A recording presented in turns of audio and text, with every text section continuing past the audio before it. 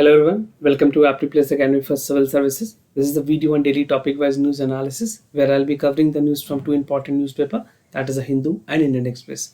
And the USP of this initiative is that we try to cover the news in point format, and the coverage is so holistic that it will help you in prelims and mains examination. So let's get started. So today is 13th of November and these are the list of the topic for the day. So the first topic is Annual Pneumonia and Diarrhea Progress Report. This is an important report. Now the second news is Atmanirbhar Bharat Abhiyan 3.0 stimulus package which is being provided by the government. The third topic is India ASEAN to expand the trade. We also had a discussion yesterday regarding the ASEAN summit, the virtual summit which took place yesterday. The second last topic is self-reliance and competitive economy.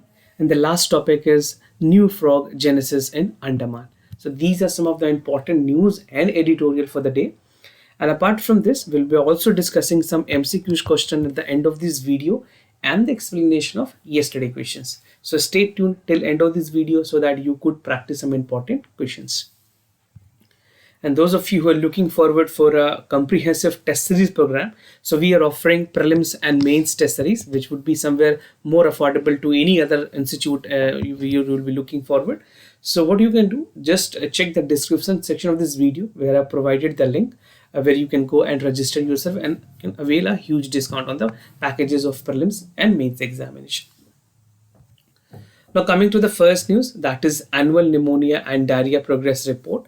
So this is an important report and talking about the relevance of this news. So this is important for your general studies paper 3. Somewhere it is also important for your general studies paper 2, and the report is always important for the prelims examination. So from prelims point of view also, this is equally important.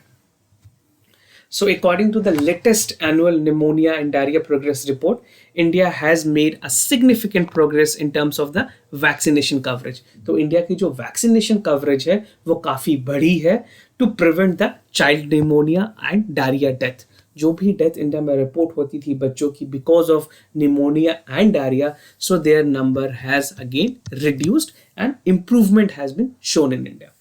Now, the Annual Pneumonia and Diarrhea Progress Report is being released by International Vaccine Access Center, जिसको IVAC के नाम से भी जानते हैं. So this organization name is very important. So you can Google this and you can read more about this organization because many a times UPSC tend to ask this type of question. But for time being, it is very important कि आप इसके नाम को भी याद रखें. International Vaccine and Access Center. Now, finding of the report, what are the finding of the report that was being published? तो कुछ important findings मैं आपको बताऊंगा. So the first is the report finds that कि जो overall health है, health system है that are failing and ensuring that the child have access to prevention and treatment services. तो अगर ग्लोबली वर्ल्ड के हिसाब से अगर बात किया जाए across the world, so the health care system is failing. We need to work on this.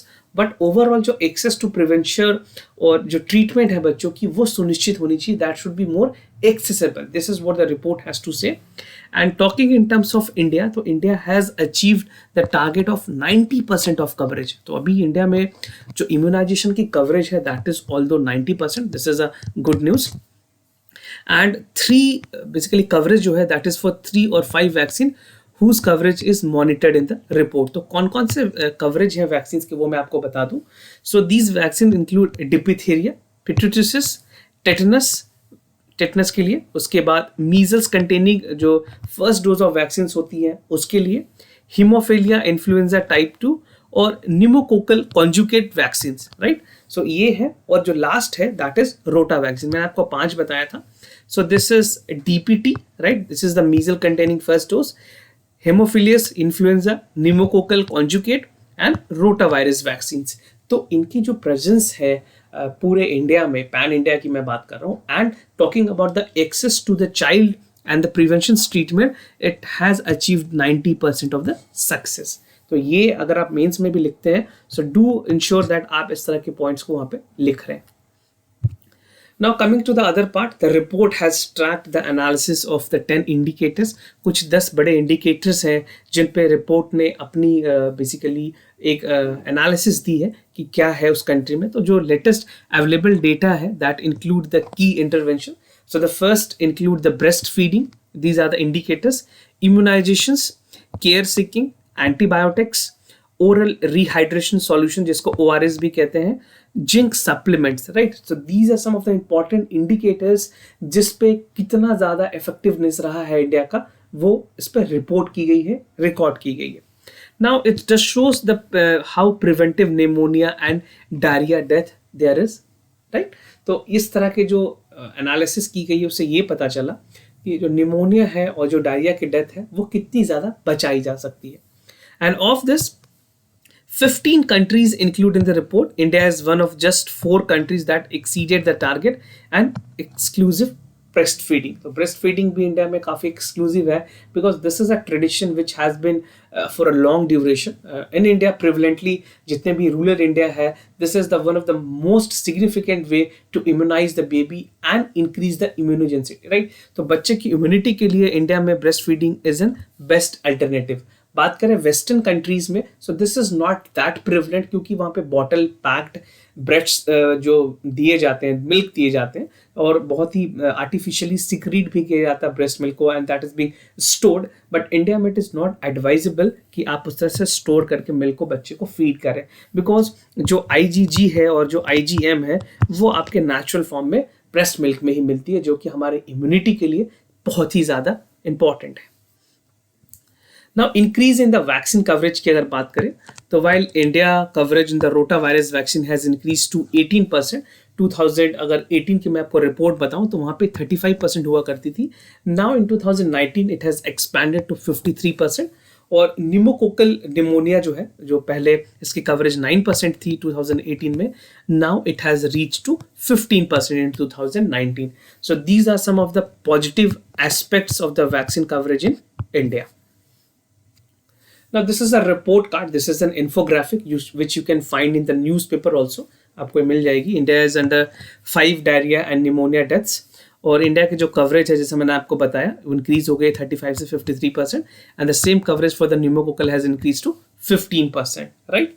तो ये कुछ इंपॉर्टेंट इंफोग्राफिक जो आप यहाँ पे वीडियो को पॉज करके भी पढ़ सकते हैं. Now coming to the 100-day agenda, in 2019 what has happened? एक 100-day agenda बनाया गया था सरकार की तरफ से which was unprecedented national scale of rotavirus vaccine कि किस तरह से रोटावायरस वैक्सीन को जल्दी से जल्दी इम्यूनाइज किया जाए और सारे लोगों को ये वैक्सीन एडमिनिस्टर की जाए. So this landmark vaccine expansion has helped to protect almost 26 million children in India, right? जिनको वैक्सीनेट किया गया और जो भी लाइफ थ्रेटनिंग जो डिजीजेस थी रोटा वायरस की वजह से, चाहे वो डायरिया हो और भी कुछ ऐसे डिजीजेस हो, उनको क्योर करने में मदद मिली है, ये ऐसा कहना है इस रिपोर्ट का. सो 100-day agenda is again a great success for India. अगर आप मेंस में लिख रहे हैं तो यू हैव टू इंश्योर कि आप ये सारी चीज़ों को वहाँ पे कोट कर रहे हैं. Now coming to the second news that is Atmanirbhar Bharat अभियान 3.0. So this is important for your general studies paper 3 economy के टर्म्स में और गवर्नमेंट प्रोग्राम्स एंड पॉलिसीज में आपके जनरल स्टडीज पेपर 2 में भी इंपॉर्टेंट है. इसके बहुत सारे पॉइंट्स आपके प्रीलिम्स एग्जामिनेशन के लिए भी रेलेवेंट होंगे. Now the union government has decided and it would be announcing the stimulus relief package of worth 1.1 lakh crore rupees. तो एक बड़ी अमाउंट सरकार की तरफ से दी गई है and this stimulus include to boost the री एम्प्लॉयमेंट, कैसे जो रोजगार की जो संख्या है वो देश में बढ़ाई जाए and at the same time it also make the chances to augment the formal sector in the economy so that जो भी लोगों की जॉब लॉस हुई है ड्यूरिंग द कोविड-19 pandemic that can be restored. तो कुछ इंपॉर्टेंट अनाउंसमेंट की गई थी आरबीआई की तरफ से वेयर आरबीआई हैज सेड कि the country is entering into the technical recession in the first half of the 2021 and these would include 65,000 crore additional outlay in providing the fertilizers and farm subsidies. So what government did that they are trying to segregate the field where the stimulus package is required. And Atmanirbhar Bharat 3.0, these include schemes to incentivize the job creation and re-employment. तो re-employment farmers के लिए और overall जो stimulus package economy को किस तरह से boost कर सकती है उसको ध्यान में रख करके ये तीसरी पैकेज सरकार ने जारी की है. Now, Manrega has also been given a lot of focus because this is a scheme which is providing employment to a lot of the people in the rural India and during the COVID it has become a boost for the state government कि वो जो लोग खास करके migrate कर रहे हैं एक स्टेट से दूसरे स्टेट में जिनकी माइग्रेशन हो रही है, उनके लिए मनरेगा ने एक बहुत ही बड़ा this has act as any remedy that state government can provide, right. To spur the employment यहाँ पे एडिशनल 10,000 करोड़ रुपीस प्रोवाइड की गई है मनरेगा के लिए, ताकि इसको स्ट्रेंथन किया जाए। और जो prime minister rural road scheme है that would be also implemented with more and more labour force. Now to boost the sectoral employment, यहाँ पे जो न्यू आत्मनिर्भर रोजगार अभियान है that was launched by the government for the entire provident fund contributors. जो भी EPF में जो लोग contribute कर रहे होंगे, जो नए रिक्रूटीज होंगे, उनके पहले की 2 साल की जितनी भी कंट्रीब्यूशन होगी वो अब सरकार देगी टिल जून 2021, राइट। तो ये डेट गवर्नमेंट ने डिसाइड किया कि जो भी नए रिक्रूट्स हो रहे हैं या फिर जो भी ऐसे लोग हैं जिनकी रिक्रूटमेंट हुई है 1 अक्टूबर से लेकर के 20, उनके जो सारे पैसे हैं, जो ईपीएफ की जो कंट्रीब्यूशन है वो गवर्नमेंट देगी। And this would B for the employees जहाँ पे 1000 से कम की एम्प्लॉयमेंट होगी जिनके पास उन जगह पे, राइट। तो प्राइवेट सेक्टर में, इनफॉर्मल सेक्टर में ये सारी चीजें लागू होंगी। Now this is a boost dose which government is providing. So this is a segregation of the segment. First job की बात की गई है, second is farmer, salaried employed, infrastructure और stress sector. So what you can do, you can pause this video and you can read it out. But important point I'll be also telling you. देखो आत्मनिर्भर Bharat package job के लिए है, right. EPF में जो 2 साल की कॉन्ट्रीब्यूशन है वो मैंने आपको बताया, जहाँ पे एटलीस्ट 1000 के आसपास जो लोग होंगे उनको दी जाएगी, right. And for the farmer, 65,000 additional subsidy has been given to basically fertilizer. Farmer को यहाँ पे सब्सिडी दी जाएगी और एडिशनल 10,000 करोड़ रुपए दिए गए हैं मनरेगा स्कीम के लिए और प्रधानमंत्री ग्राम सड़क योजना के लिए। And for the tax payer relief, some of the income tax purchase residential unit up to value 2 crore rupees है, तो वहां पे कुछ यूनिट पे भी एग्जाम्पशंस दिए जाएंगे, right. Talking about in terms of infrastructure, 18,000 crore rupees has been allocated to the PM Awas Yojana, जहाँ पे 8,000 करोड़ allocate किए गए हैं बजट में। and this would be again augmenting a standard living for all the people who cannot afford the basically जो heavy metropolitan cities में रह रहे हैं, जहाँ पे उनके लिए पैसे नहीं है वो खर्च कर सके, so they people can afford a house with the PM Awas Yojana, right। and government expect that this would create 78 lakh additional jobs, right। so job creation is again a big deal which government is doing। and 6,000 crore rupees for the equity infusion in the debt platform, जो national infrastructure investment fund है उस पर भी सरकार खर्च करेगी, and this would raise 1.1 lakh crore rupees, right। Stress sector की अगर बात करें तो emergency credit line guarantee scheme जो है ECLGS स्कीम भी जिसको कहते हैं, इसको एक्सटेंड कर दी गई है 31 मार्च 2021, राइट। और एक नई स्कीम भी सरकार लेकर के आ रही है जहां पे हेल्थ केयर सेक्टर पे ऑलमोस्ट 26 ऐसे स्ट्रेस सेक्टर है जिनको आइडेंटिफाई किया जाएगा और उनको स्टिमुलस पैकेज के साथ रिवाइव की जाएगी, right. So this infographic is very important, you can find this in newspaper also, if not you can pause this video and you can read it out, right. Now coming to the other topic, that is India's ASEAN to expand the trade. Yesterday also there was a discussion regarding the virtual summit which took place. तो आज उसके जो results आए हैं उसके बारे में discuss करेंगे. So this is important for your general studies paper 2 and specifically in the IR section.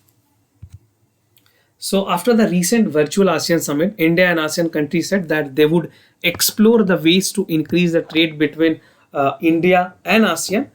और उसके साथ साथ जो 15 नेशनल कॉम्प्रिहेंसिव इकोनॉमिक पार्टनरशिप है RCEP है, जिसको इंडिया ने एग्जिट कर दिया, India is not formally signing it, उसके बावजूद दे आर हेल्पिंग इंडिया कि ठीक है आप you can be the part of it, right. And India has also announced 1 million contribution to the ASEAN COVID recovery fund. So this is a gesture which India has shown to the ASEAN COVID recovery fund. And the fact is that India has been given a leverage कि आप कभी भी RCEP आके backdate से भी join कर सकते हैं। Now RCEP free trade agreement में क्या क्या चीज़ें हैं, सो दिस इंक्लूड द, पहले तो मैं आपको बता दूं India has worked a year ago, 1 साल हो गए इंडिया ने RCEP छोड़ दिया बिकॉज हमारे जो डेयरी सेक्टर्स थे, सोलर सेक्टर थे, उनको इस पर बहुत ज़्यादा इफेक्ट हो रहा था, राइट। और जो कंट्री अब साइन कर रहे हैं that include China, Australia, South Korea, Japan और जो 10 मेंबर हैं आसियान के, this would be signing the RCEP। But India को एक लेवरेज दी गई है, if India what it can sign the clauses and rejoin with the later date. Now, why India walked out? India ने RCEP क्यों छोड़ा? What was the reason that India left RCEP? India का कहना था कि जो आरसीईपी है वो इंडिया की जो ज़रूरतें हैं, जो मूलभूत ज़रूरतें हैं ट्रेड को लेकर के, it is not being addressed, और जो आउटस्टैंडिंग इश्यूज है वो इंडिया के लिए एक बहुत इंपॉर्टेंट कंसर्न है. However, India remained committed to deepening trade between with ASEAN. जो भी ASEAN के साथ ट्रेड है उसके साथ इंडिया कमिटेड है कि we could have a global trade, because India ने कल भी कहा था कि जो मल्टीलैटरिज्म है उसको प्रमोट करने की जरूरत है, and at the same time trade with all the ASEAN country would be equally relevant for India, and this would B contributing on the positive side. Now, however, PM of India has also called कि जो early review है India ASEAN trade को लेकर के, जिसको AITGA भी कहते हैं, India trade in the goods agreement, that should underline the importance of diversification. Right, जब भी मल्टीलैटरिज्म की बात होगी तो वहाँ पे डाइवर्सिफिकेशन होगा, एंड रिजिलियंस सप्लाई चेन जो पोस्ट कोविड के बाद जिस तरह से इकोनॉमी रिकवर होनी चाहिए वो तो नहीं हो रही है, बट देन ऑल्सो जो मल्टीलैटरल प्लेटफॉर्म है, चाहे आसियान हो या और भी ऐसे आरसीपी जैसे समिट्स हो, वहाँ पे ये ज़रूरी है कि इस तरह के जो पोस्ट रिकवरी है, खास करके कोविड-19 जो सारी इकोनॉमी पूरी तरह से गिर चुकी है, उसको रिवाइव करने के लिए कोई ना कोई प्लान लाया जाए. Right, so in terms of that ASEAN India trade in goods agreement would be one of them. Now coming to the matter highlighted by India, क्या कैसे ऐसे मैटर है जो इंडिया ने हाईलाइट किए हैं. So prime minister has address कि जो इंडो पैसिफिक की जो पॉलिसी है that should B convergence with the ASEAN and India. This I have discussed yesterday also, and India wanted कि जितने भी कंट्रीज हैं, जो भी ट्रस्ट हैं, वहाँ पे रूल बेस्ड ऑर्डर इंक्लूड किया जाए, ताकि जो इंटरनेशनल लॉज है अनक्लॉज की, उसको सब कंट्री फॉलोज करें. क्योंकि चाइना में ये देखा गया है कि चाइना इस चीज़ में अपनी डोमिनेंस बना रहा है और किसी भी कंट्री को साउथ चाइना सी में आने नहीं दे रहा. Right, so what they are doing, the muscle power of the China is being dominated in the South China Sea. Right, I'm talking about the South China Sea. So the leader has affirmed कि जो promoting piece होनी चाहिए, जो stability होनी चाहिए, जो safe और security का माहौल होना चाहिए साउथ चाइना सी में, that should B also imparted with all freedom of navigation and overflight. And this point of time, China is dominating the entire South China Sea. Vietnam हो गया और भी जैसे आसियान के कंट्रीज है, Cambodia, they want कि उनके भी जो शेयर्स है, in fact India is also more favouring कि साउथ चाइना सी में सबके लिए पीस हो, स्टेबिलिटी हो, सस्टेनेबिलिटी के साथ सबको मौका दिया जाए, ना ही सिर्फ एक कंट्री की डोमिनेंस साउथ चाइना सी में हो. Right, so this is an important matter. South China sea is very important in mains and prelims examination. Now coming to the other topic, that is self-reliance and competitive economy. This is an editorial that has been reported in the Indian Express, और ये आपके general studies paper 3 के लिए काफ़ी ज़्यादा important है. So the Prime Minister has pledged to make India self-reliant. जो आत्मनिर्भर भारत पैकेज मई में लाई गई थी सरकार की तरफ से, so that is an comprehensive economic package to arrest the economic slow down. उसके बाद गवर्नमेंट ने क्या किया, they have passed the labour and farm reform so that the economy could revive, and much of it is required to make India self reliant competitive economic for a medium to longer term. Because एक बार the pandemic has impacted, it would take another 2 years for the government to come into the normal pre-COVID era, right? तो ज़रूरत है कि जो stimulus package जिन sector पे बहुत ही ज़्यादा ज़रूरी है उनको अभी तत्काल बेसिस पे, इमीडिएट बेसिस पे दिया जाए, right? So this is what the government is doing. Now side effects of the lockdown को अगर समझें, so the severe disruption has led to the supply chain. जो हमारी नेशनलाइज और लोकलाइज लॉकडाउन हुई थी उसके वजह से जो पूरी सप्लाई साइड है या जो डिमांड साइड है दैट हैज़ डिमिनिश्ड टू 22.9%, और फर्दर वो अगले क्वार्टर में 23.9% तक ये डिमांड और सप्लाई गिर चुकी थी. Now it is estimated that GDP would shrink to 7 to 10% because many international forum has already highlighted this thing that India would be having the minus growth of GDP and it would somewhere range between 7 to 10%. But let's see, क्योंकि IMF और जितने बड़े बड़े international organisation है उन्होंने बहुत ही negative projects दिए हैं इंडिया के GDP को ग्रोथ को लेकर के. Now the development implications on the poverty, inequality and the standard of living is humongous, क्योंकि ये तीनों सबसे ज़्यादा इम्पैक्ट हुई और इनका इम्पैक्ट होने का कारण है कि जो लोगों की नौकरियां हैं वो चली गई, people do not have money to afford their standard of living, right? People are moving, people are chasing to their hometown. जो लोग शहरों में काम करते थे वो वापस गांव चले गए, उनकी जो परचेजिंग पावर थी वो कम हो चुकी है, and they do not have money to sustain their life, right? जो कंजप्शंस हैं एग्रीकल्चर में, स्मॉल मैन्युफैक्चरिंग सेक्टर में, या जो लोग सेल्फ एम्प्लॉयमेंट थे, जिनकी इनकम है, इनकम की जो ओवरऑल ग्रोथ है वो पूरी तरह से खत्म हो चुकी है, गिर चुकी है. नाउ इन्वेस्टमेंट की अगर बात करें, so investment has also been slowed, where the investment has construction sector से अगर बात करें तो this is almost 5% of the GDP, और पूरे इंफ्रास्ट्रक्चर सेक्टर में जैसे कि स्टैग्नेट हो गई, बिकॉज लेबर नहीं है. जो आप कंस्ट्रक्शन सेक्टर में, रियल एस्टेट में जो लेबर की जरूरत है आपको, वो लेबर नहीं है आपके पास. So that is why this field has become stagnant. और बहुत सारे ऐसे और इंडस्ट्रीज, जैसे स्टील की बात की जाए, सीमेंट की बात की जाए, पावर की बात की जाए, this has a huge potential to create the unemployment, right? जो अनएम्प्लॉयमेंट जो बढ़ी हुई है देश में, उसको खत्म करने में ये सेक्टर बहुत ही ज्यादा अहम भूमिका निभा सकते हैं. But at the same time the investment is required, which also require the stimulus package from the government, right? तो गवर्नमेंट ने इंफ्रास्ट्रक्चर को लेकर के भी बातें कही है कि they would be reviving. अभी कुछ दिया गया, आने वाले टाइम में कुछ और इसको स्पेशल बूस्ट करने के लिए सरकार पैकेज लेके आ सकती है, right? So these are some of the side effect of the infrastructure sectors. Now coming to the solutions, क्या क्या ऐसे सॉल्यूशंस हो सकते हैं.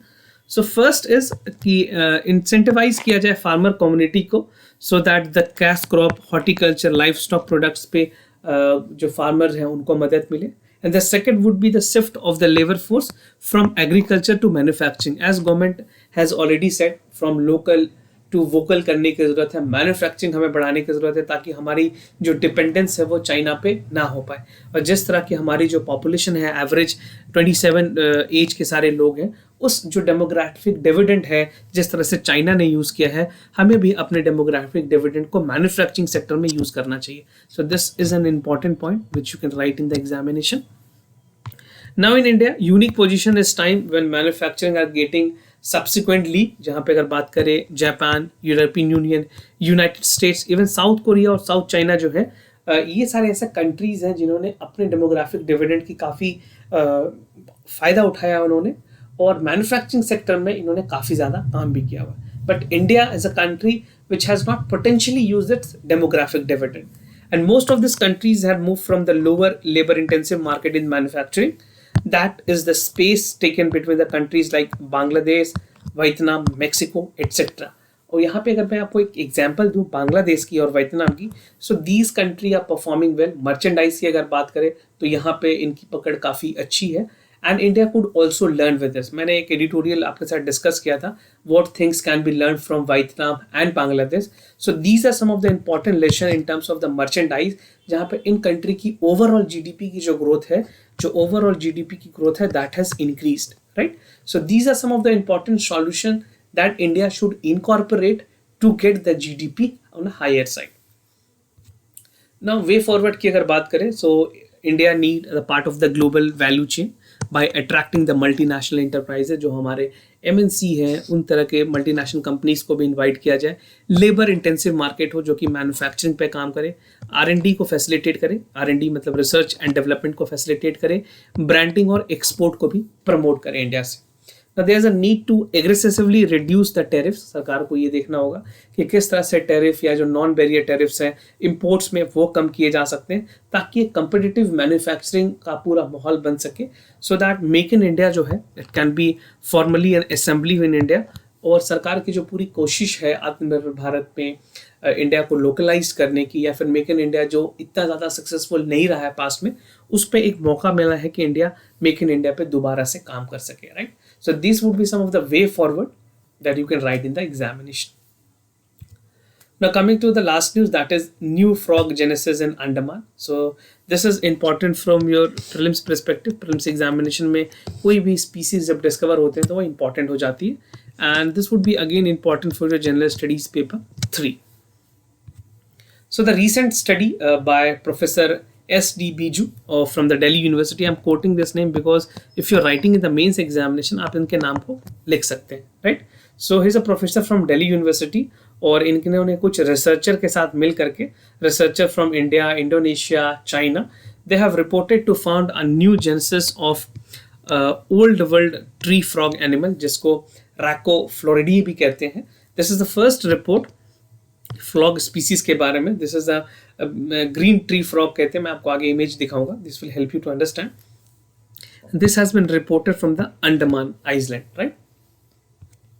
नाउ द न्यू जेनेसिस है, उसके बारे में थोड़ा मैं आपको बता दूं. This is the new genesis known as Rohanixalus. This is named after the Sri Lanka taxonomist Rohan Pethiyagoda, right. So the finding published in the article, उसका नाम है new insights on the systematic and reproductive behaviours, जहाँ पे ये बताया गया कि किस तरह से जो जेनेसिस जो पाई गई है एशिया में, that is again a different issue of जूआटा, राइट. जू टैक्सेस होती हैं, जू की टैक्सोलॉजी बनाई जाती है, पूरी लिस्ट जो बनाई जाती है, उसके इंटरनेशनल जर्नल में इस एनिमल को या इस फ्रॉग को मेंटेन किया जाएगा. Now the finding also covers the interesting new distribution of the pattern of the frog, evidence from the flora exchange of the Andaman and Indo-Burma region. जो अंडमान के जो रीजन है या जो इंडो-बर्मा रीजन है, उसमें किस तरह की और डाइवर्सिटी है फ्रॉग्स की, उस पे अभी भी साइंटिस्ट लगे हुए हैं कि और they could find some other varieties of the frog.